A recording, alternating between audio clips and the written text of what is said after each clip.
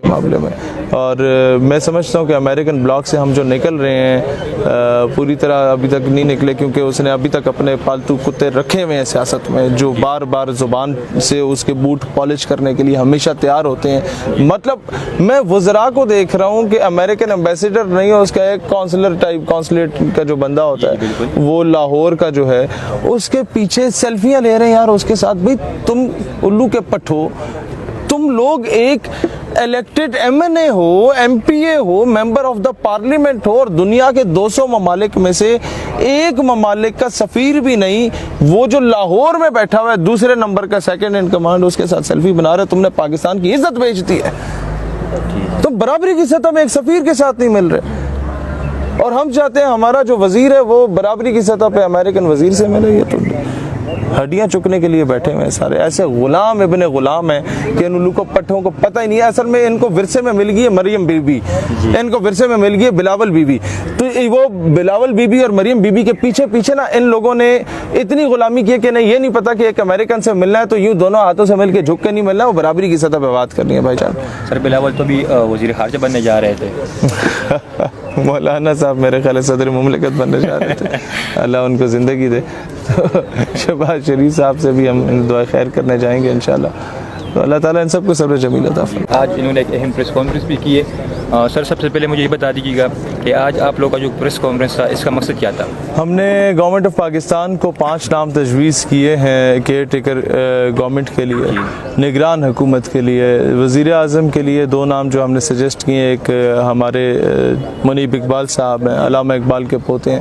دوسرے ہمارے ہیں وہ سید احمد رشید، سر سید رحمۃ اللہ، سر سید احمد خان کے خاندان کے ہیں.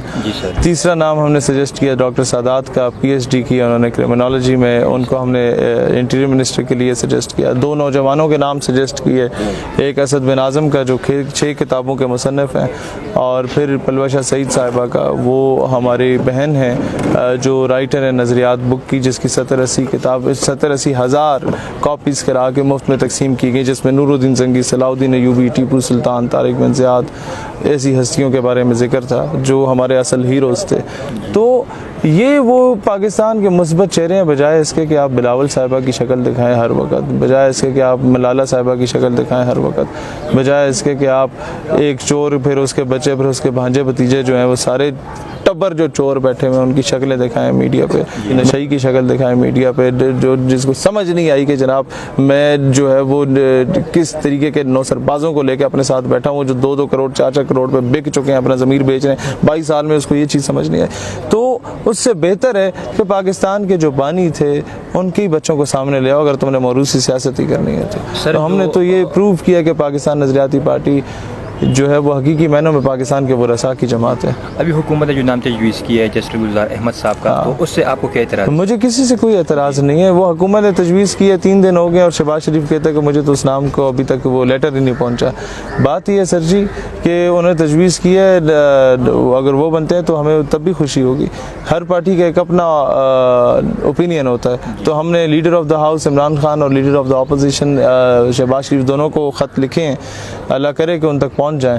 ویسے پہنچ چکے ہوں گے، اور اسی خط میں ہم نے 5 نام تجویز کیے ہیں. سر 3 اپریل کو قومی اسمبلی میں جو کچھ ہوا، آپ اس کو آئینی سمجھتے ہیں غیر آئینی؟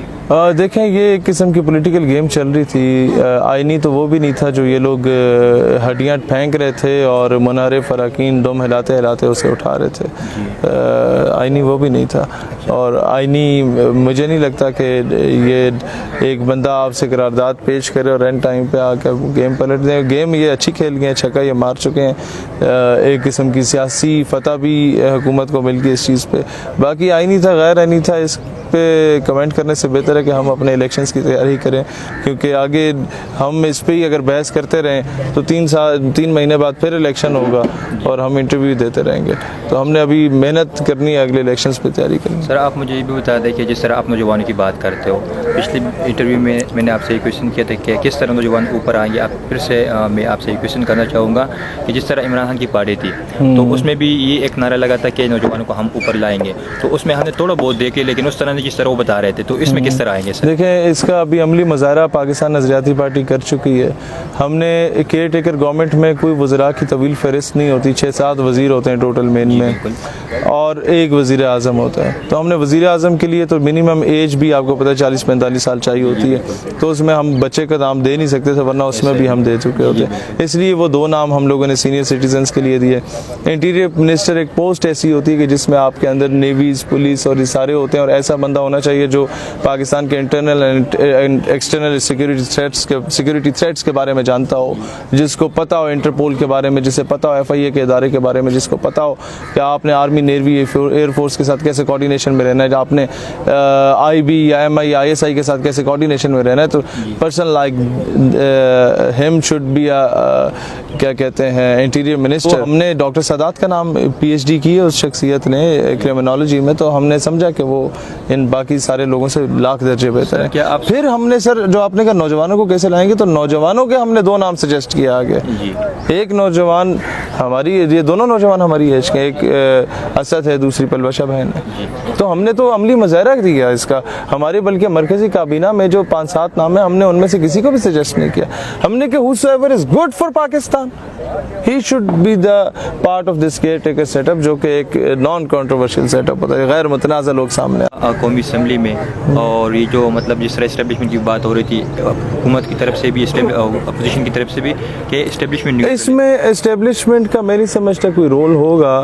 اسٹیبلشمنٹ واقعی نیوٹرل ہو چکی ہے. اگر وہ نیوٹرل نہ ہوتی تو اس کی بنائی ہوئی بلوچستان عوامی پارٹی بھی اپوزیشن میں نہ جاتی، اس کی بنائی ہوئی MQM پاکستان مانس الطاف حسین والی بھی اپوزیشن کے گٹوں میں نہ بیٹھتی، اس کی بنائی ہوئی کاف لیگ جو تھوڑی بہت رہ گئی ہے گجرات اور چکوال کی حد تک، اب چکوال سے بھی ان کا خاتمہ ہو چکا ہے، گجرات میں ہی ہے صرف، اور وہاں بھی اپنا معیار اتنا گرا گیا نا چودھری برادر. میں پھر بھی ان سے 1-2 معاملوں میں بڑی عقیدت بھی رکھتا ہوں، لیکن معیار ہی اپنا گرا چکے ہیں جناب. سیاسی شکست خوردہ ہو چکے ہیں. اب یہ وزیر اعلیٰ بن بھی جائیں 1.5 دن کے لیے، 36 گھنٹوں کے لیے، تو وہ عوام نے ان کو بالکل مسترد کر دینا. MQM اپنا وقار کھو بیٹھی ہے.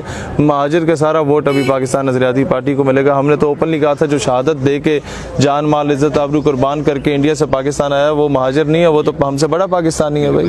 تو اس کا ووٹ آپ دیکھیے گا سیدھا ہمیں پڑے گا. انہیں اس کی وجہ یہ ہے کہ ساروں نے اردو کے نام پہ کی ہے سیاست، مہاجر کے نام پہ کی ہے سیاست.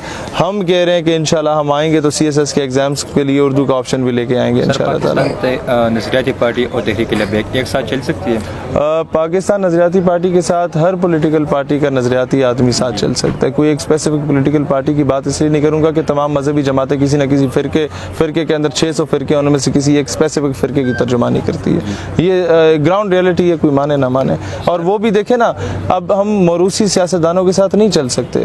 وہ بزرگ ہوتے تو وہ ایک اچھے آدمی تھے، باقی وہی ہے کہ وہ بنا بنایا بیٹے کو اٹھا کے آپ سامنے لے آتے ہیں. وہ پرانے بابے سارے بیچارے روز کے بیٹھے ہوئے، آدھے تو الیکشن کمیشن میں پہنچے ہوئے. ہر سیاسی جماعت کے ساتھ یہ چل رہا ہے، مذہبی جماعت کے ساتھ چل رہا ہے. تو میرا نہیں خیال کہ ہم لوگ ابھی اسٹرانگ ہیں، زیادہ اسٹرانگ ہیں تمام جماعتوں سے. ہم پاکستان کی چوتھی بڑی جماعت بننے جا رہے ہیں انشاءاللہ تعالی. ہم نے 2 مہینے ہمیں ہوئے نہیں ہے سیاست میں آئے، اور ہم لوگوں نے 18-19 شہر میں اپنے ورکر کنونشن کرا چکے ہیں الحمدللہ. یہ کوئی چھوٹی چیز تو نہیں ہے نا سر. تو کیا سمجھتے ہیں، روزوں میں بھی بیٹھے ہوئے، ایک پریس کانفرنس کر رہی تھی اور ہال پورا فل پڑا ہوا تھا. بالکل ایسے ہی ہے سر. کس طرح سمجھتے کہ ابھی 90 دن بعد، ابھی تک تو یہ خبریں تھی کہ 2023 میں الیکشن ہوگا، لیکن ابھی وہ نہیں ہے، 90 دن بعد الیکشن ہوگا، تو کس طرح اپنے آپ؟ ہم نے جناب کام شروع سے یونین کونسل لیول پہ کرنا شروع کر دیا تھا.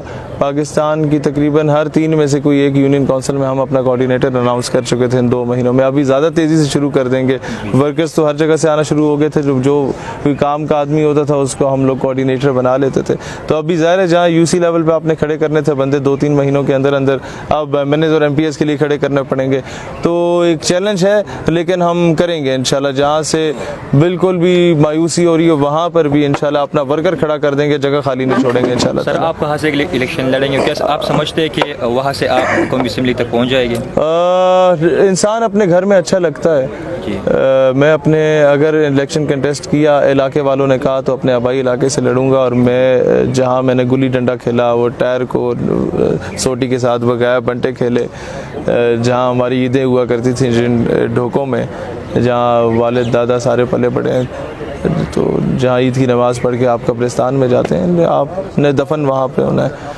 تو میرا خیال ہے کہ میں وہیں جنڈ پنڈی کے فتح جنگ کی سرزمین سے ہی اگر علاقے والوں نے کہا تو تب، ادروائز میرا پرائم فوکس ہے کہ پہلے پارٹی کو اسٹرینتھن کروں گا، اس کے بعد اپنا